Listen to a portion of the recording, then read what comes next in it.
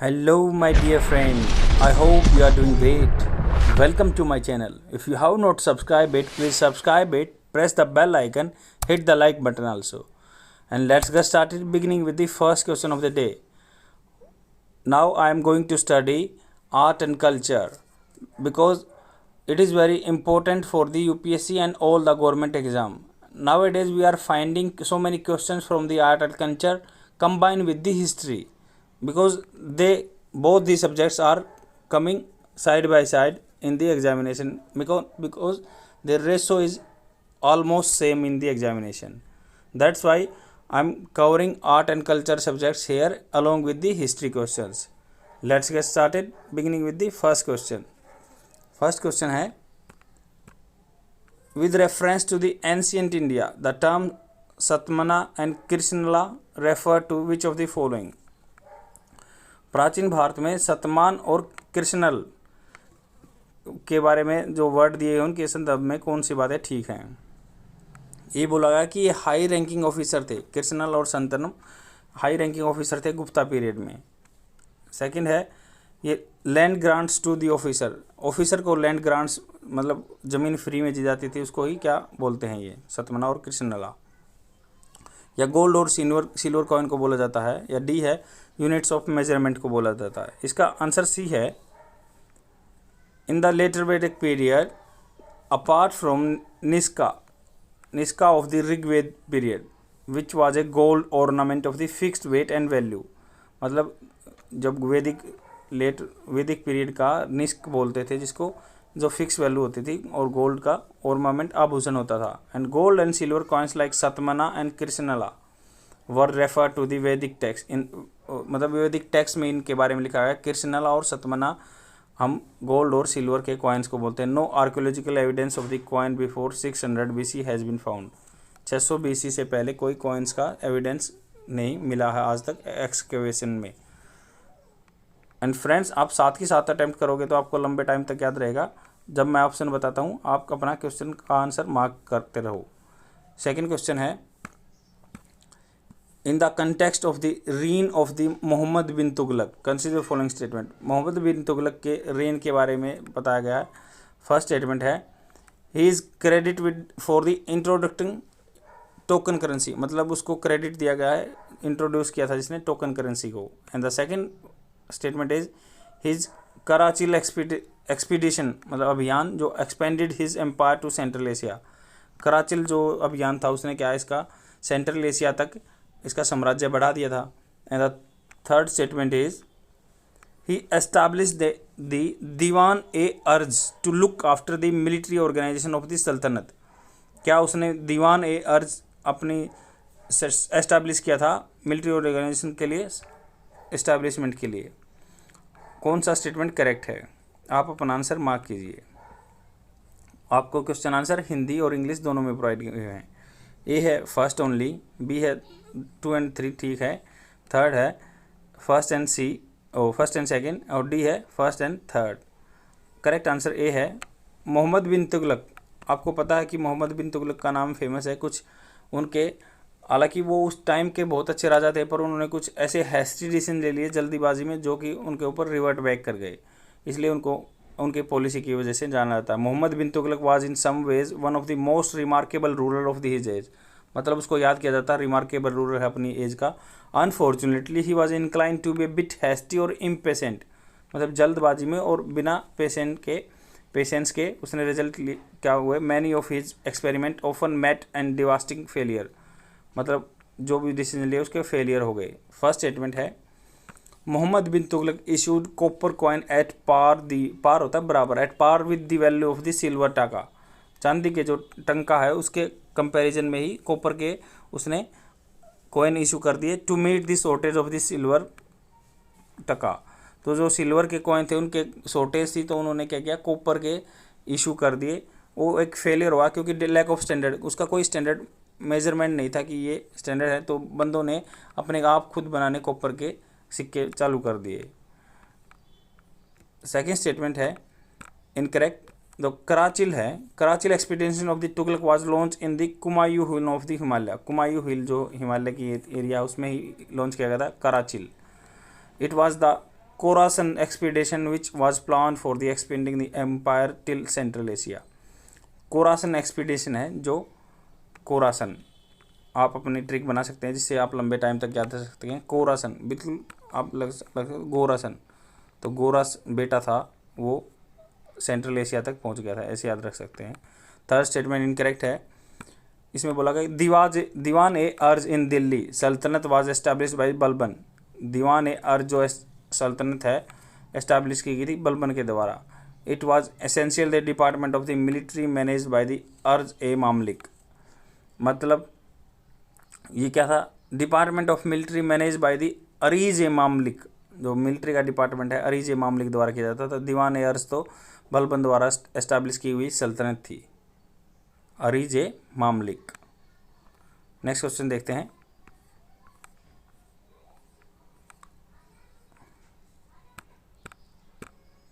With reference to the religious policy of the Aurangzeb, which of the following statements? Aurangzeb की religious policy के बारे में बात की गई है। फर्स्ट स्टेटमेंट है Zawabit i Alamgiri is a compendium of the religious decree of Aurangzeb. मतलब कंपेंडियम होता है संग्रह, और रिलीजियस डिक्री जो उसके टाइम टाइम पे फतवे या कुछ भी जो ऑर्डर जारी करते थे औरंगजेब के, क्या वो कंपेंडियम इज ए रिलीजियस, क्या धार्मिक जो उसके टाइम टाइम पे आते थे आदेश, तो उसको ही क्या बोलते हैं, जवाबित ए आलमगिरी। सेकंड स्टेटमेंट है पेशकर्स एंड क्रोरीज, मतलब ये नाम है पेशाकर और karoris were responsible for the overseeing that wine is not consume in the public place. क्या पेशकर और क्रोरी वो थे जो देखते थे कि सोसाइटी में कोई लिकर और या भांग कंज्यूम कर नहीं रहा है। थर्ड है he discontinued the policy of the jharokha darshan. Jharokha darshan क्या था कि जैसे मान लो जो उस टाइम पे शासक होता था वो अपने बालकनी में आता था, बंदे को हैंड्स मतलब वेव करता था, येल करता था और वो चला जाता था, उसको उसने क्या बंद कर दिया औरंगजेब ने उस पॉलिसी को। कौन सा स्टेटमेंट करेक्ट है, आप अपना आंसर मार्क कीजिए। ए है थर्ड ओनली, बी है फर्स्ट एंड सेकंड, सी है फर्स्ट एंड थर्ड और डी है फर्स्ट सेकंड एंड थर्ड। तो इसका करेक्ट आंसर ए है। फर्स्ट स्टेटमेंट इनकरेक्ट है क्योंकि जो Zawabit i Alamgiri compendium of the secular, religious decree नहीं थी, ये सेक्युलर थे, धर्मनिरपेक्ष डिक्री थी उसकी, जो बार बार पे फतवे जारी करते थे या ऑर्डर जारी करते थे। ईच डिक्री इज कॉल्ड जवाबित, मतलब हर डिक्री को आदेश को जवाबित बोला जाता था। आलमगिरी तो उसको बोला जाता था औरंगजेब को, तो जवाबित है। तो आप याद सकते हैं जवाब देना ही जवाबित, ऐसे ही। तो जगह जगह पे टाइम पे डिक्री आते थे, उनको सेकुलर थे, धर्मनिरपेक्ष थे, ना कि रिलीजियस थे। Theoretically zawabits were use to supplement the sharia. Sharia मतलब एक सार, जैसे जीने का सार बोल देते हैं कि सार देगा है कि आदमी को जीने के लिए ये चीज़ नॉर्म्स फॉलो कर रहे हैं डेली रूटीन में। In practice however they often modified the sharia in view of the condition that prevailing in the India but not provided by the sharia. मतलब जो कंडीशनलिटी इम्पोज की गई थी आदमियों पे वहाँ पे रहने के लिए, तो वो सारा में कवर ना होने के बाद जवाबित बार बार इशू होते थे कि आदमियों को ये नॉर्म्स फॉलो करने हैं। सेकेंड स्टेटमेंट इनकरेक्ट है। मुतासिफ बोलते थे जो प्रोविंस में अपॉइंट किए जाते थे। The official oversaw what their people leads according to the sharia. मतलब जो सार बताया गया है, सारा बोलते थे उनको इंग्लिश में, कि जिसके अकॉर्डिंग आदमी जी रहे हैं या नहीं जी रहे, उनको मुतासिफ बोलते थे। Muhtasib oversaw that intoxicants such as wine and the bhang are not consume in the public places. Peshkars and karoris were the petty revenue official in the Mughal administration. मुगलों के टाइम पे पेशकर हैं और क्रोरीज हैं, तो पेशकर और क्रोरीज तो मुगल एडमिनिस्ट्रेशन में रेवेन्यू ऑफिसर थे, बट इसके जो औरंगजेब के टाइम पे मुतासिफ बोला जाता था, जो देखते थे कि सोसाइटी में कौन लिकर कंज्यूम कर रहा है या भांग पी रहा है। थर्ड स्टेटमेंट करेक्ट है। Aurangzeb discontinued the practice of the jharokha की प्रैक्टिस बंद कर दी थी औरंगजेब ने।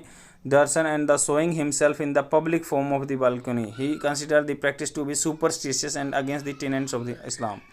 मतलब वो अंधविश्वास मानते थे, सुपरस्टिशियस मानते थे, जो इस्लाम धर्म के टेनेंट्स हैं, सिद्धांत हैं, उनके खिलाफ मानते थे इसको, इसलिए उन्होंने बंद कर दिया था। नेक्स्ट क्वेश्चन देखते हैं।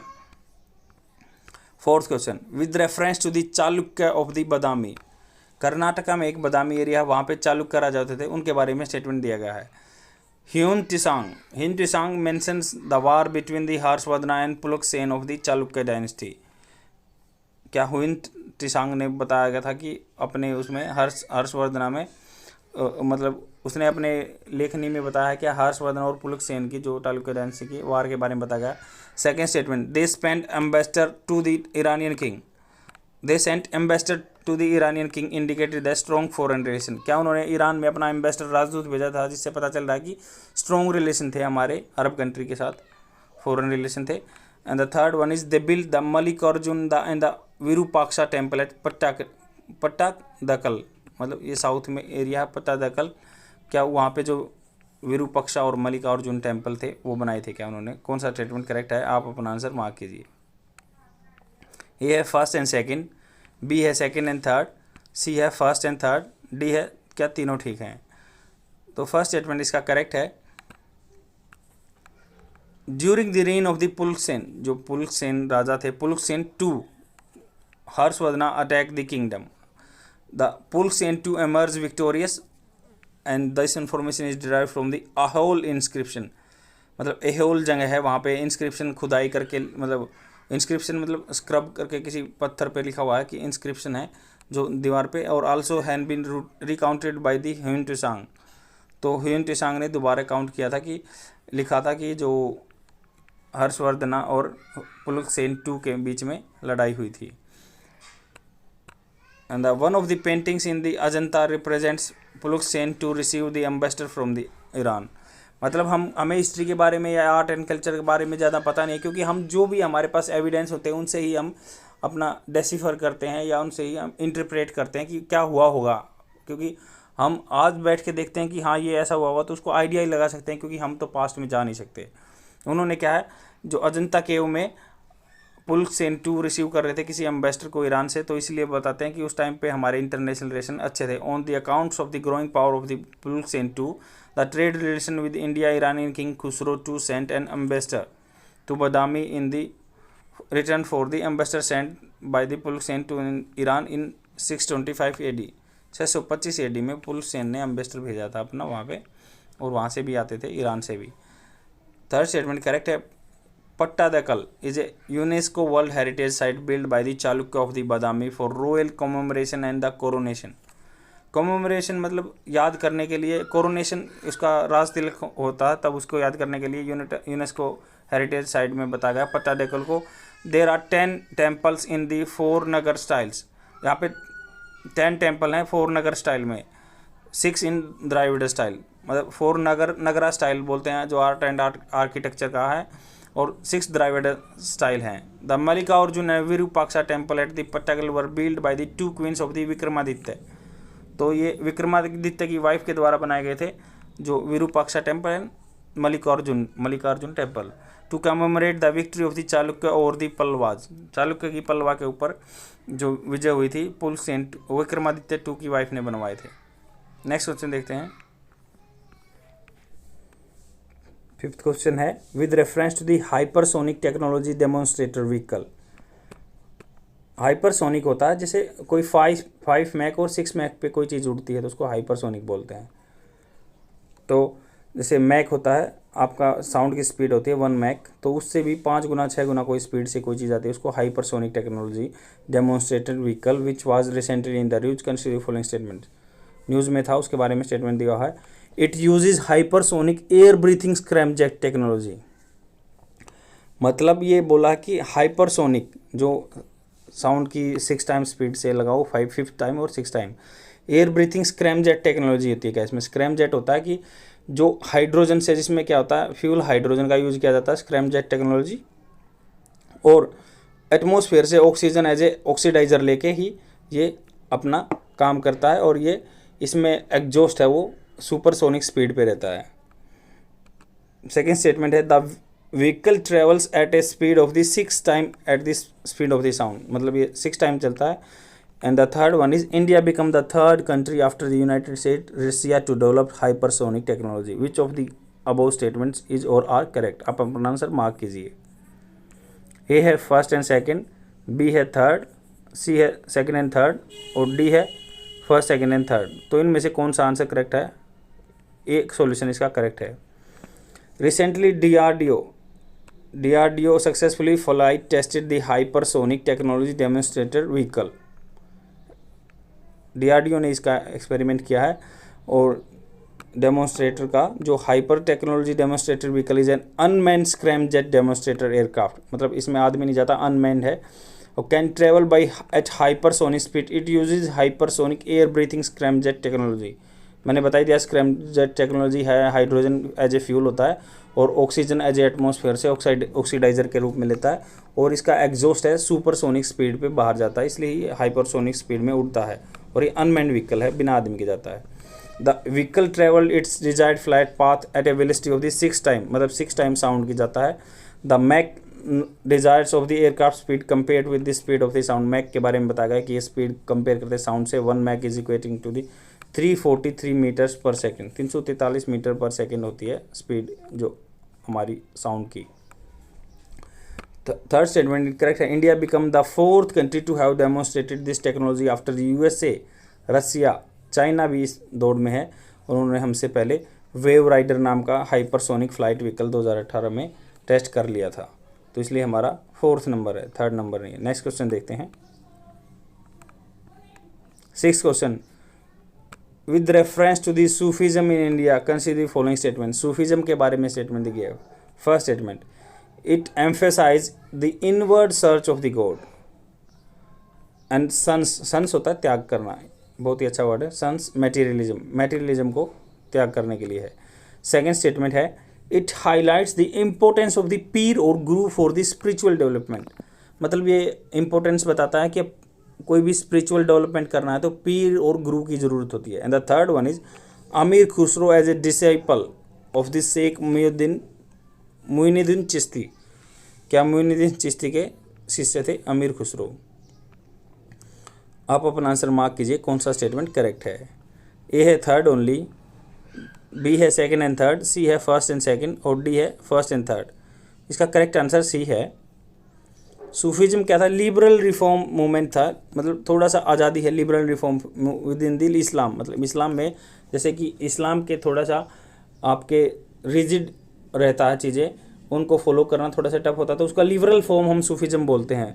जैसे ऑर्थोडॉक्स मुस्लिम एम्फेसाइज एक्सटर्नल कंडक्ट, जो मतलब पुराने रीति रिवाज है उसमें बोला जाता है एक्सटर्नल कंडक्ट के बारे में बोला जाता है। The Sufi lay stress on the inner purity. Sufism क्या है? इनर प्योरिटी पे ध्यान देता है। Sufis consider love and devotion as the only means of the attaining salvation. तो लव एंड डिवोशन को सूफीज्म में बताया जाता है, तभी हम सूफी सॉन्ग सुनते हैं जिसमें लव एंड डिवोशन को ही बताया जाता है। Sufism is a mystical form of the, मतलब ये रहस्यमयी फॉर्म ऑफ द इस्लाम है, a school of practice that emphasize the inward search for the God and shuns materialism, मतलब अपने अंदर ही भगवान को खोजना है और मटेरियलिज्म को, भौतिकवादी को हमें त्यागना है। सूफीज्म क्या है? Highlighted the importance of the pir and guru for the spiritual and development. According to Sufism one must have the guidance of the pir और guru without the which spiritual development is impossible, मतलब जिसके बिना स्पिरिचुअल डेवलपमेंट होना मुश्किल है। Third statement incorrect है। अमीर खुसरो क्या है? Disciple of the Sheikh Nizamuddin Auliya के थे, ना कि मोइनुद्दीन चिश्ती के थे। नेक्स्ट क्वेश्चन देखते हैं। 7th question, which of the following were invented development in India and gained world wide acceptance in the letter period. मतलब ये है क्या इंडिया में डेवलप हुए उसके बाद उन्होंने पूरे वर्ल्ड ने उसको अडेप्ट किया लेटर पीरियड में। फर्स्ट है अरेबिक न्यूमरल्स, जो हम अरेबिक न्यूमरल्स यूज़ करते हैं, जैसे हम 5th को ऐसे करते हैं, तो ये अरेबिक न्यूमरल्स हैं। पेपर है, कंपास है, जो इंडिया में डेवलप हुए थे। आप अपना आंसर मार्क कीजिए, क्या ये इंडिया में डेवलप हुए थे उसके बाद वर्ल्ड वाइड अडोप्ट किया गया था? ए है फर्स्ट ओनली, बी है सेकेंड एंड थर्ड, सी है थर्ड ओनली और डी है फर्स्ट एंड थर्ड। इसका करेक्ट आंसर ए है, मतलब फर्स्ट स्टेटमेंट करेक्ट है, क्योंकि जो अब न्यूमेरिकल हैं, द इंटरनेशनल नोटेशनल होता है सांकेतिक, किसी चीज़ को संकेत करना। System was adopted in the Abbasid spread it in the western world. हमने अब अरब से ये लिया गया था और वेस्टर्न वर्ल्ड में फिर बाद में फैला था। The Indian numeral are called Arabic in English. जो भारत के न्यूमेरिकल यूज़ करते हैं हम, ये उनको इंग्लिश में अरेबिक बोला जाता है। But the Arabs themselves called their numeral hindasa. वो अरब जो यूज करते हैं यही यूज करते हैं, उनको हिंदसा बोला जाता है। And before they were adopted the in the west they had use in India for century. West में यूज करने से पहले उन्होंने इंडिया में बहुत साल यूज किया था। They are to be found in the inscription of the Ashoka. Ashoka के इंस्क्रिप्शन में अरबिक चीज़ों का यूज किया गया है। Which were inscribe in the 3rd century BC, जो इनको खोदा गया था 3rd सेंचुरी BC के टाइम पे उन्होंने वहाँ पे इंस्क्राइब किया हुआ था अशोका के इंस्क्रिप्शन में। Paper was the first invented in China, तो पेपर को इन्वेंट किया गया था चाइना में, ये इनकरेक्ट स्टेटमेंट है। और थर्ड है the first compass invented also in China during the Han dynasty. Han dynasty के बीच में between 2nd century BC to 1st century AD। It was not invented in India. Next question देखते हैं। 8th question देखते हैं। Consider the following statements regarding the Mughal school of painting के बारे में बताया गया है। फर्स्ट स्टेटमेंट है flora and fauna were the themes use in the Jahangir painting. Flora या फोना जो पेड़ पत्ते या फूल एनिमल अपने क्या है जहांगीर की पेंटिंग में थे। And the second one is Dastan e Amir Hamza is a collection of the 1200 paintings during the reign of the Jahangir. Dastan e Amir Hamza क्या जो जहांगीर की 1200 पेंटिंग में से था क्या। Jahangir court was adorned with the famous painter like Mir Sayyid Ali and Abdus Samad और मीर सैयद अली क्या जहांगीर की कोर्ट में पेंटर थे क्या। आप अपना आंसर मार्क कीजिए कौन सा स्टेटमेंट करेक्ट है। ए है फर्स्ट ओनली, बी है थर्ड ओनली, सी है फर्स्ट एंड सेकंड और डी है फर्स्ट सेकंड एंड थर्ड। तो इसका करेक्ट आंसर ए है। जहांगीर क्या था, नेचर से प्यार करते थे जो जहांगीर थे। Naturalistic by nature, preferred the painting of the flora and fauna, birds, animal, tree and flowers. Second statement incorrect है जो Dastan e Amir Hamza are also known as Hamzanama is a collection of the 1200 paintings that were painted during the reign of the Humayun and Akbar. इसलिए ये जहांगीर के time पे नहीं हुआ था, ये हुमायूं और अकबर के टाइम पे हुए थे, जिसको बोलते हैं दास्तां ए अमीर हमजा। दास्तान आप उर्दू का वर्ड आपको पता हुआ, कोई कहानी को बोलते हैं दास्तां ए अमीर हमजा, जिसको हमजनामा भी बोलते हैं, हमजनामा। थर्ड स्टेटमेंट भी इनकरेक्ट है क्योंकि Mir Sayyid Ali and Abdus Samad were the painter of the reign of the Humayun and Akbar के टाइम के थे। मीर सैयद अली और अब्दुस समाद। जहांगीर के टाइम के नाम है Ustad Mansur Abdul Hasan were paintings in the Jahangir court. ये आपको डाटा याद करना पड़ेगा। आप ट्रिक से बना सकते हैं कि उस्ताद जहांगीर के टाइम पे थे और अब्दुल हसन भी जहांगीर के टाइम पे थे। ऐसे उस्ताद जहांगीर को उस्ताद पसंद थे, इसलिए आप याद रख सकते हैं कि उस्ताद जो मंसूर थे उनके टाइम पे पेंटर थे। ऐसे छोटी मोटी ट्रिक बना के आप लंबे टाइम तक चीज़ों को याद रख सकते हैं। 9th क्वेश्चन है the temple dates back to the 15th century. It was build during the reign of the king Devaraya two several portion of the temple was expanded and enhance during the reign of the Krishna Deva Raya 1509 से बीच के 1529 के AD के बीच में। It was built in the Dravidian style of architecture. It is one of the 3 famous stone chariots in India. One of the it's mandapa is removed for the renowned, मतलब दोबारा से उसका रिनोवेशन हुआ। It's 56 musical pillars. रिनाउड मतलब उसके लिए जाना जाता है। और इनमें कौन सा किस चीज़ के लिए बोला गया है करेक्ट स्टेटमेंट। विठला टेम्पल के लिए बोला गया है, या कंदरिया महादेव मंदिर के लिए बोला गया है, या विरूपाक्ष टेम्पल के बारे में बोला गया है, या रामप्पा टेम्पल के बारे में बोला गया है। तो इसका ए स्टेटमेंट करेक्ट है। जो Vitthala temple dates back to the 15th century, 15वीं सेंचुरी के बारे में बात की गई। It's dedicated to the lord Vitthal, incarnation of the lord Vishnu. Incarnation होता है अवतार, लॉर्ड विष्णु के अवतार के रूप में विठल जो भगवान है उसको माना जाता है। It is one of the 3 famous stone chariot in India. जैसे चैरियट्स जो स्टोन का चैरियट रथ है उसके बारे में बात की गई है कि ये उनमें से एक है, 3 है इंडिया में। एक तो उड़ीसा में कोणार्क में है, दूसरा महाबलीपुरम में, और तीसरा ये विठला टेम्पल है। द रंगा mandapa is the one of the main attraction of the Vitthapa temple. The large mandapa is renowned for its 56 musical pillar. Mandapa जब जैसे कि कोई वहाँ पे यज्ञ होता है तो उसको ही बहुत फेमस है। यहाँ पे 56 म्यूजिकल पिलर्स हैं। This musical pillars are so known as Saregama बोलते हैं उनको, म्यूजिकल पिलर्स को। सेकंड स्टेटमेंट करेक्ट इनकरेक्ट है। Kandariya Mahadev temple meaning the great god of the cave, मतलब Kandariya Mahadev temple great god of the cave, गुफा का सबसे बड़ा देवता। Is the largest and most ornate होता है अलंकृत, इसमें मान लो ornate Hindu temple is medieval temple group found the Khajuraho in Madhya Pradesh, Khajuraho Madhya Pradesh में पाया जाता है। The temple was built by the Chandela king Raja Dhandadeva. तो आप इसको ऐसे याद रख सकते हैं क्योंकि ये एक वन लाइनर यहाँ से भी बन सकता है कि कांदरिया महादेव टेम्पल किसने बनाया था, चंदेलिया ने, चंदेलिया किंग राजा ने बनाया था, धंधादेवा नाम था जिस राजा का। सी भी इनकरेक्ट है क्योंकि हमें ये आंसर तो मिल गया बट इनके बारे में हम इन्फॉर्मेशन इतनी जान रहे हैं क्योंकि यहाँ से भी क्वेश्चन बन सकते हैं, ऐसा कुछ नहीं है, वैसा का वैसा क्वेश्चन नहीं आ सकता, चेंज होगा बट इनमें से आ सकता है। विरूपाक्षा टेम्पल क्या है, oldest and principal temple in Hampi का आपने रथ देखा होगा, जैसे वही एक it has been important pilgrim centre for the worship of the lord Shiva. Krishna Deva Raya one of the famous king of the Vijayanagara empire had a major pattern of his temple. मतलब कृष्ण देव राय ने हम्पी में टेम्पल बनवाया था, विजयनगर एम्पायर के एक राजा थे, वही पैटर्न मतलब उनके छत्रछाया में बनाया गया था। डी स्टेटमेंट इनकरेक्ट है। Ramappa temple is named after sculpture, मतलब जो पत्थरों को काट काट के मूर्ति बनाते हैं उसको स्कल्पचर बोलते हैं। रामप्पा बंदे का नाम था Ramappa. It is the situated Palampet village near Warangal Telangana में।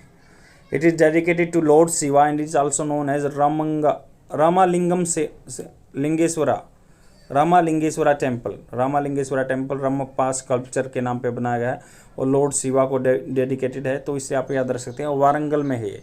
It was build during the reign of the Ganapati Deva of Kakatiya dynasty. Next question देखते हैं। 10th question. With reference to the Krishna Deva Raya of the Vijayanagara empire consider the following statement. Krishna Deva Raya Vijayanagara empire के राजा थे, उनके बारे में statement है। फर्स्ट स्टेटमेंट है there was a group of 8 Telugu poets called Ashtadiggaja in his court. Ashtadiggaja बोला जाता है, उनके ग्रेट तेलुगु पोएट्स थे उनके। And the second one is Tenali Ramakrishna. आपने सीरियल भी देखा होगा बचपन में। Tenali Ramakrishna wrote Amuktamalyada in Telugu. Third one है the battle of Talikota was found during his reign. कौन सा स्टेटमेंट करेक्ट है, आप अपना आंसर मार्क कीजिए। ए फर्स्ट ओनली, बी है फर्स्ट एंड सेकंड, सी है क्या दोनों सेकंड एंड थर्ड, और डी है फर्स्ट एंड थर्ड। इसका करेक्ट आंसर ए है। अष्टदिग्गजा जो कृष्ण देव राय जो हैं विजयनगर एम्पायर के, उनके टाइम पे रहते थे, तेलुगु पोएट्स थे। कोर्ट श्री कृष्ण देव राय था विजयनगर एम्पायर का। दिस पोएट, इनके पोएट के नाम आप याद रख सकते हैं, थोड़ा सा मतलब पढ़ने में आपको इजी रहेगा, याद रखने हैं तो रख सकते हैं। अलसानी पेदन्ना, नंदी थिमाना, मध्याग्री मल्लना, धूर जाति, अल्याराजू रामप्रभदु, पिंगली सुराना, रामा राजा, भूषण देडू, तेनला रामाकृष्णा। तेनाली आपको पता ही रहेगा, याद रहेगा, तेनाली इनके जो अष्टदिग्गजा में एक थे। और आप अल्याराजू रामाभंदरू ये आप याद रख सकते हैं, पिंगाली सुराना। तो आप छोटे छोटे नाम याद रख सकते हैं जो इजी हैं आप याद करने में। Krishna Deva Raya wrote Amuktamalyada in Telugu and Usha Parinayam and Jambavati Kalyanam in Sanskrit. तो कृष्ण देव राय जी ने अमुक्त माल्यदा तेलुगु में लिखी हुई थी और ऊषा पेरियनम एंड जम्बवती कल्याणम संस्कृत में लिखी हुई थी। अमुक्त है जो तेलुगु में लिखी हुई थी, आप इससे याद रख सकते हैं। ऊषा किसी लेडीज का नाम हो सकता है, पेरियनम या जाम्बवती, तो इसको आप याद रख सकते हैं, वो संस्कृत में लिखी थी। During the reign of the king Sadashiva Raya, मतलब Rama Raya however was a de facto मतलब रियल में तो रामा राय ही रूरल थे, पर नाम क्या था, सदाशिव राय का था। The battle of Talikota was fought between the Vijayanagara kingdom and the combined forces of the Bijapur Ahmednagar. इसलिए बैटल ऑफ तलाईकोटा बहुत फेमस है। विजयनगर एम्पायर के अपोजिट में बीजापुर, अहमदनगर, गोलकुंडा और Bidar. In this war Vijayanagara kingdom was defeated, क्योंकि चारों तरफ से बीदर, गोलकुंडा, अहमदनगर और बीजापुर के राजा आ गए थे। ये आपका हिंदी में आंसर प्रोवाइड किया हुआ है। That is all for today. I will come tomorrow with more questions, and please share my video among your friends so that they can get benefited by such type of video. And this content is totally paid and I am providing in the free amount. Please spread this message to anyone else that who are really in need such type of